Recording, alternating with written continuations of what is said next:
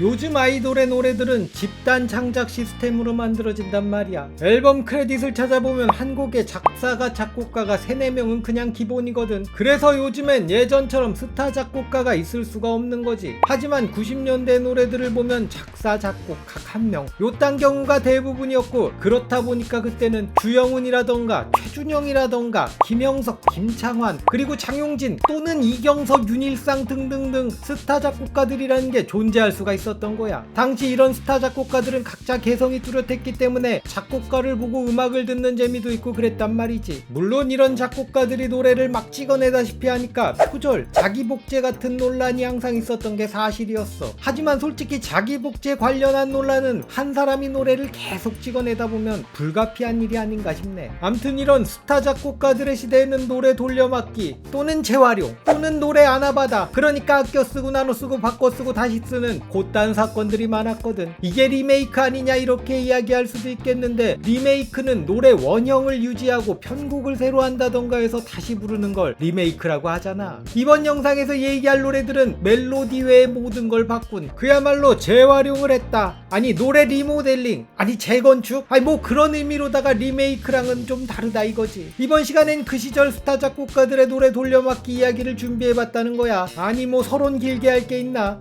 뭐라고? 이미 길었다고? 암튼 출발!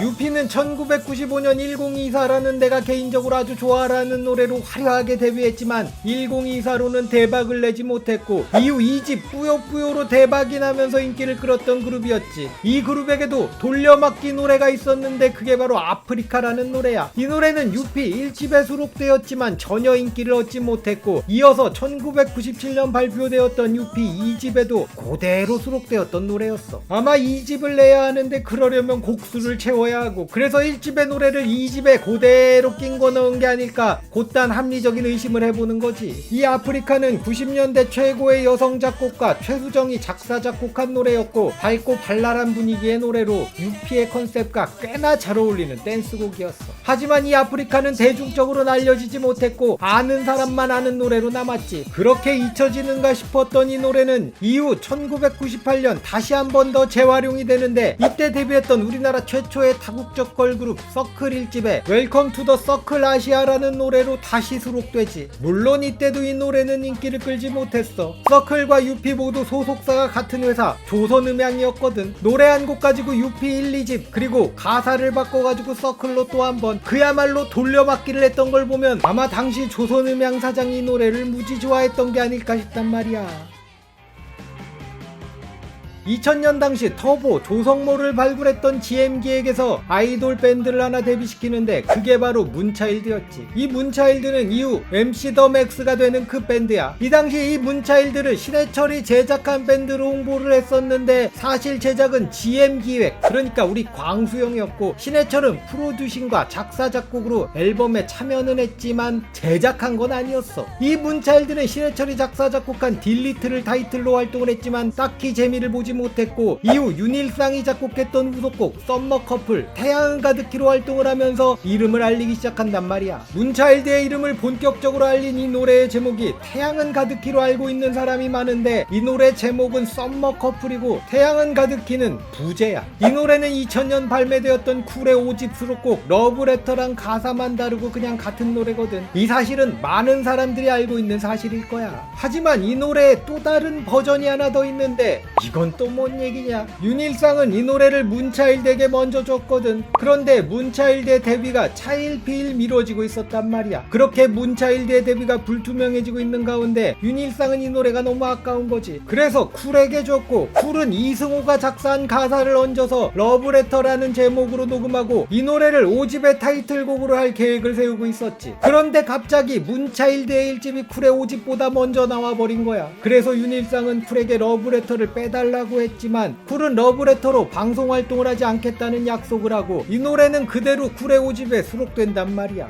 그런데 문차일드 1집 초판에는 이 노래가 클릭 대화명 뷰티풀로 수록되어 있었거든. 이 클릭은 문차일드 멤버들이 직접 작사한 노래였어. 그런데 이게 강은경이 작사한 썸머 커플 태양은 가득히보다 가사가 영 입에 붙지 않는다는 이유로 1집 재판 앨범에선 클릭 대신 썸머 커플이 수록되면서 이 노래로 후속곡 활동을 하게 되지. 그러니까 이 썸머 커플 태양은 가득히는 가사가 다른 버전으로 무려 3곡이 존재하는 노래고 거기다가 사람들이 제목도 정확히 모르는 노래란 말이야. 근데 정작 이 썸머 커플 노래는 일본 밴드 스피츠의 노래를 표절했다는 논란이 있고 문차일드 1집 자켓은 일본 밴드 글레이의 소울 러브 앨범 자켓을 표절한 앨범이었으니 에휴. 비비 이 언니들이 바로 아껴 쓰고 나눠 쓰고 바꿔 쓰고 다시 쓰는 가요계의 아나바다 운동의 중심이셨다 이거야. 이게 뭔 소리냐고. 이 언니들이 2년 남짓 꼴랑 2장의 앨범을 내고 딱 2곡 히트치고 가셨단 말이야. 가셨다는 게 그 해체를 했다고. 그렇게 딱 2장의 앨범을 냈는데 이 앨범 2장의 수록곡들이 여기저기서 나눠 쓰고 바꿔 쓰고 다시 쓰고 했단 말이지. 1집 수록곡 중에 최후의 선택은 조성모의 다짐으로 해서 다시 쓰였지. 비비 1집 전곡을 작곡한 사람이 바로 이경섭인데 이 양반이 조성모의 대표곡들을 써줬던 작곡가거든. 비비의 최후의 선택도 이경섭 이 양반이 작곡한 노래였기 때문에 그렇게 다시 썼던 거지. 그리고 2집 수록곡 중에 예전처럼이란 노래는 투야의 데뷔곡 바로 다시 쓰였어. 그러니까 비비 2집에는 대형 걸그룹 데뷔곡으로 쓸만한 노래가 안타깝게 묻혀 있었다 이렇게 봐도 되는 거지. 또 이 앨범에 너를 택한 이유라는 노래도 있는데 이건 베이비복스가 럭스라는 제목으로 다시 재활용을 했어. 이렇게 좋은 노래가 많았는데 이런 노래를 아끼고 아껴서 쓰느라고 그냥 꽁꽁 숨겨놔가지고 타이틀곡 2곡만 히트하고 좋은 노래들 그냥 후배 가수들이랑 나눠 쓰고 다시 쓰고 그런 거 아니야. 이 정도면 그야말로 가요계 아나바다 운동의 중심으로 인정해줘야 하는 거 아니냐며 그렇게 주장을 하고 싶다 이거지. 이번 시간엔 이렇게 그 시절 가요계 노래 돌려막기 또는 재활용 그것도 아니면 아나바다에 대해서 이야기를 해봤는데 이걸 나쁘게 보면 스타 작곡가들이 득세하던 그 시절 가요계의 병폐로 봐도 되겠지만 또 좋게 보면 그 시절에만 있었던 재미난 이야기거리라고도 할 수 있을 것 같다네. 특히나 문차일드의 썸머 커플 관련된 일화는 웃기지만 한편으론 씁쓸한 이야기라네.